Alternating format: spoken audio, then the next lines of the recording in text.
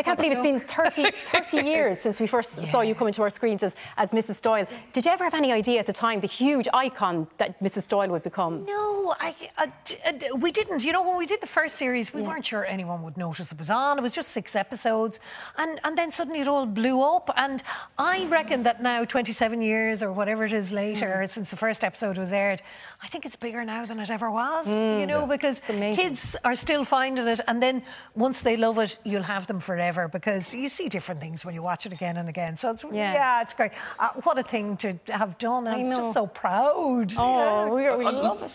Like my children weren't alive when it was made, and they absolutely adore it. Rerun it. They've got little clips from it. Never get sick of it, like. But they can call up instantly. And also, you know, we play our part teaching them some bad language and bad behaviour. Yeah. So if there is one thing we've done, you know, in Father Ted, I think there's that. And I also believe that we got the word feck, which, as we know, is not the bad F word. Yes. Feck into the Oxford English Dictionary.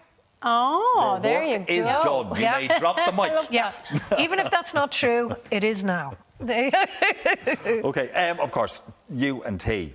Yeah. Do you get it? Is it offered to you everywhere you go? Totally. Yeah. I mean, a day would hardly go by when somebody wouldn't shout, will you have a cup of tea? Now, if they're shouting across the road, I reckon they probably don't have the cup of tea to give to me. That's the only thing I'll say, because I'll very rarely refuse tea. But yeah, you know, and do you know what it is? It's like, even though people get a kind of a Tourette's when they see you and they can't help shouting, it's because they love the show. So, you know, do love the show. How It's hard could to you believe complain? that you were a woman in your late 20s under all that glamour with the wig and the wart and all that. Now, can I ask you, was it a help or a hindrance when it came to your love life? Well, as you ask, I did get married shortly after we did the first series to a man that I kind of knew in the distance, but we hadn't had much to do with one another. And we met and were married a year later.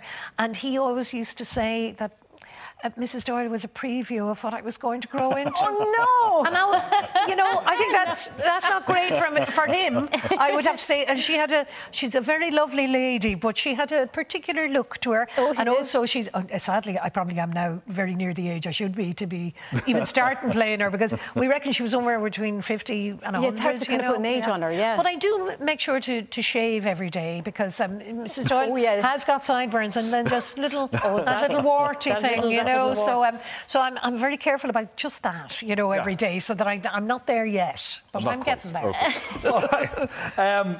Look, Mrs. Doyle became like an icon, and we connect with, and unfortunately, it's gonna go with you wherever you go. Well, I'm her representative on Earth, so that's fine. That's fine. Yeah.